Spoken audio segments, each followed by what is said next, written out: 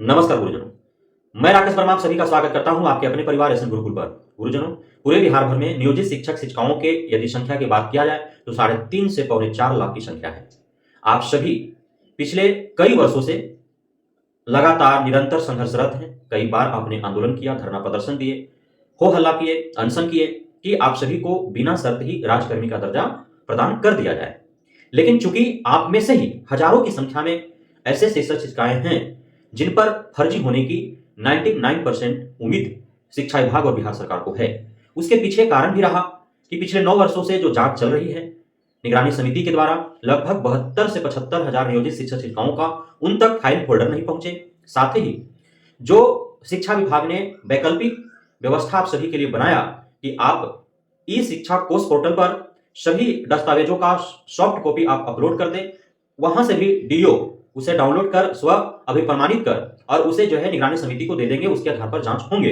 लेकिन वह भी अपने कार्य नहीं किया तो संदेह के घेरे में आप आते गए और लाख विरोध करने के बावजूद भी आप सभी के लिए क्षमता परीक्षा बाध्य कर दिया गया, अनिवार्य कर दिया गया।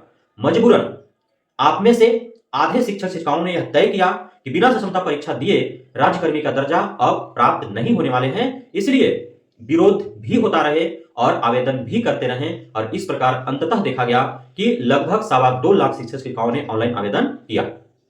हालांकि उसमें से कितने आवेदन कंप्लीट हुए, कितने अनकंप्लीट हुए, कितनों ने सिर्फ ऑनलाइन आवेदन करके ही छोड़ दिया, कितनों ने आवेदन करने के उपरांत परीक्षा नहीं दिया, कितनों ने एडमिट कार्ड फाड़ा, जलाया, कितनों का अनअप्रूव्ड रहा, कितनों का पेंडिंग में रहा, कितनों का दस्तावेज सत्यापन हो ही नहीं पाया समयाभाव के कारण, कितनों का एडमिट कार्ड जारी नहीं हो पाया, कितने लोग एडमिट कार्ड रिसीव नहीं कर पाए। कहने का तात्पर्य है कि फाइनली क्षमता परीक्षा कितनों ने दिया, इसका आंकड़ा शिक्षा विभाग ने अब तक नहीं दिया है। तो चाहे जितने भी दिए हों, 1.25 लाख हो, 1.5 लाख हो, 2.25 लाख हो, 2 लाख हो, जितनों ने क्षमता परीक्षा दिया उसमें से 2 मार्च से 5 मार्च तक जिन जिन लोगों ने दिया, जिन जिन शिक्षक शिक्षिकाओं ने दिया, उनका तो आंसर शीट जारी हो गया। अब उन्होंने आंसर शीट मिलाया, हालांकि उस आंसर शीट में काफी गलतियां, बेहद ही सरल और आसान प्रश्नों का भी बिहार बोर्ड की तरफ से दिया गया है, जिसको लेकर के उन आंसर शीट के विरुद्ध, उन आंसर के विरुद्ध आपत्ति दर्ज किया जा रहा है। आपत्ति दर्ज करने के लिए प्रत्येक प्रश्न 50 रुपए चार्ज रखे गए हैं और यह बोर्ड का, आयोग का, सरकार का कमाने का एक बहुत बड़ा जरिया होता है कि 150 प्रश्न है, उसमें से 20-25 प्रश्नों का उत्तर गलत दे दो और जो भी अभ्यर्थी होंगे वे उस गलत उत्तर के विरुद्ध आपत्ति दर्ज करेंगे ही। 50-50 रुपए, यदि 20 प्रश्नों का उत्तर गलत है तो 1000 रुपए प्रति शिक्षक के हिसाब से आ जाएगा। यदि 50% भी शिक्षक शिक्षिकाएं या अभ्यर्थी गलत उत्तर के विरुद्ध आपत्ति दर्ज करते हैं तो करोड़ों रुपए आ जाएंगे उससे भी। तो एक धंधा तो है ही, लेकिन करना क्या है वो तो करना ही पड़ेगा, अन्यथा आप यदि आपत्ति दर्ज नहीं करेंगे उन गलत उत्तर के विरुद्ध तो बिहार बोर्ड जो है या आयोग जो है वह उसे सही मानते हुए और फिर आपको फेल कर देगा। कुछ ऐसे प्रश्न भी होते हैं जिसके ऑप्शन ही गलत होते हैं, अर्थात उसका प्रश्न जो होता है, उन ऑप्शंस जो दिए होते हैं उसमें कोई उसका सही उत्तर होता ही नहीं। तो उन प्रश्नों के लिए सभी को, जो भी परीक्षा में उस दिन सम्मिलित होते हैं, उस पाली में सम्मिलित होते हैं, उन सभी को ग्रेस अंक दे दिया जाता है, तो उसमें भी सभी को लाभ पहुंचते हैं। इस प्रकार यदि पूरा अवलोकन किया गया, जिस प्रकार से फीडबैक आया, तो लगभग 90% जो शिक्षक शिक्षिकाएं हैं वे पास हो रहे हैं या पास के इर्द गिर्द हैं वो। और यदि उन्हें ग्रेस मार्क दिया जाएगा और जो उन्होंने आपत्ति दर्ज किया है गलत उत्तरों के विरुद्ध, यदि उसे सही मान लिया जाएगा तो वो पास हो जाएंगे। लेकिन पास होने मात्र से आपको संतुष्टि तो नहीं मिल पाएगी, इसलिए कि सिर्फ पास होने वाले को उनका न तो चॉइस जिला मिलेगा, नहीं होम डिस्ट्रिक्ट मिलेगा, वे तो बिहार के किसी कोने में उनको भेज दिया जाएगा। अब चॉइस डिस्ट्रिक्ट, होम डिस्ट्रिक्ट पाने के लिए अधिक से अधिक अंक लाने की आवश्यकता है। हालांकि सक्षमता परीक्षा फेज 1 में जो जो सम्मिलित हुए उनको काफी लाभ पहुंचने वाला है। इसलिए लाभ पहुंचने वाला है क्योंकि बीपीएससी टीआरई 1 और टीआरई 2 के जरिए बहुत सारे नियोजित शिक्षक शिक्षिकाएं जो है वे बीपीएससी कैडर से शिक्षक बन चुके हैं, तो उनका नियोजित शिक्षक वाला पद रिक्त है और वैसे शहरों में भी है, गांवों में भी है। अब ऐसा हो सकता है कि फेज 1 में जो सम्मिलित हैं उन्हें कम अंक पर ही उनका चॉइस डिस्ट्रिक्ट और होम डिस्ट्रिक्ट मिल जाए, इसलिए कि रिक्तियां हैं। यदि यही पूरे जितने भी 3.5 लाख और 4 लाख नियोजित शिक्षक शिक्षिकाएं हैं, यदि वे सभी सम्मिलित होते क्षमता परीक्षा फेज 1 में, तो फिर जो कमजोर नियोजित शिक्षक शिक्षिकाएं थे, जो सिर्फ पास के कगार पर है, पासिंग मार्क से कुछ अधिक अंक लाए हैं, उन्हें कहां फेंक दिया जाता यह कहना मुश्किल हो जाता। लेकिन इसमें कम अंक पर भी चॉइस डिस्ट्रिक्ट और होम डिस्ट्रिक्ट मिलने की अत्यधिक संभावनाएं हैं, क्योंकि यहाँ पे कम शिक्षक शिक्षिकाएं सम्मिलित हो पाए फेज 1 में, क्योंकि विरोध काफी देखने को मिला।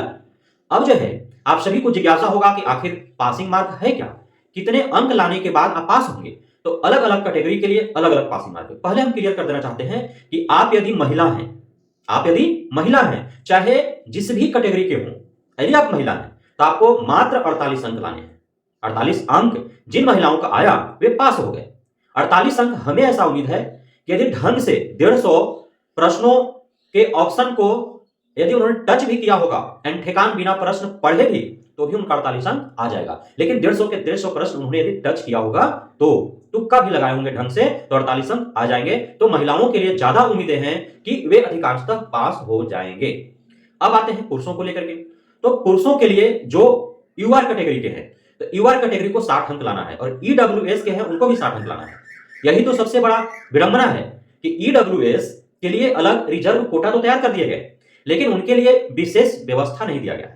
यूआर के लिए 60 अंक हैं, तो ईडब्ल्यूएस के लिए भी 60 अंक क्यों? कुछ कम होने चाहिए थे, या ओबीसी ईडब्ल्यूएस का कट ऑफ लगभग जो है वह समानांतर देखने को मिलता है, या फिर ओबीसी से भी कम ईडब्ल्यूएस का कट ऑफ देखने को मिलता है जब मेरिट लिस्ट तैयार किए जाते हैं।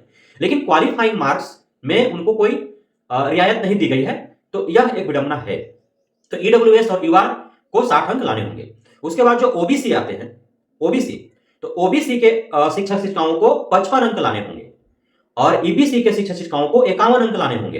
बाकी एससी एसटी पीएच के शिक्षक अभ्यर्थियों को, शिक्षक शिक्षिकाओं को 48 अंक लाने हैं।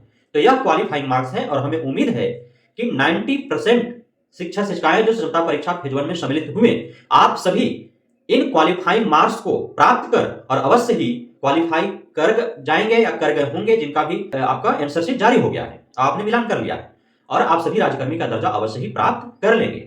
जो नहीं सम्मिलित हुए वो अभी 4 और क्षमता परीक्षा होने हैं। दूसरा क्षमता परीक्षा ऑफलाइन किए जाने की मांग की जा रही है। ऐसे ऑफलाइन ही होंगे जहां तक उम्मीद है, क्योंकि 3 ऑनलाइन होने हैं, 2 ऑफलाइन होने हैं। पहला ऑनलाइन हुआ, दूसरा ऑफलाइन होगा, तीसरा ऑनलाइन होगा, चौथा ऑफलाइन होगा, पांचवा फिर ऑनलाइन होगा, ऐसा हमें उम्मीद है। इस तरह के कोई ऑफिशियली कोई नोटिस नहीं है कि इस प्रकार से होंगे, लेकिन ऐसा जहां तक उम्मीद है। तो आप सभी क्वालिफाइंग मार्क्स प्राप्त कर राजकर्मी का दर्जा प्राप्त करें, साथ ही आप में से अधिकांशतः को चॉइस डिस्ट्रिक्ट, होम डिस्ट्रिक्ट प्राप्त हो, यह मैं पूरे उम्मीद रखता हूं, भरोसा रखता हूं, और ईश्वर से प्रार्थना करता हूं। बहुत बहुत धन्यवाद आप सभी गुरुजनों का हमारे साथ जुड़े रहने के लिए, बढ़ने के लिए, इतना प्यार देने के लिए, हम पे भरोसा बना रहने के लिए। जय हिंद।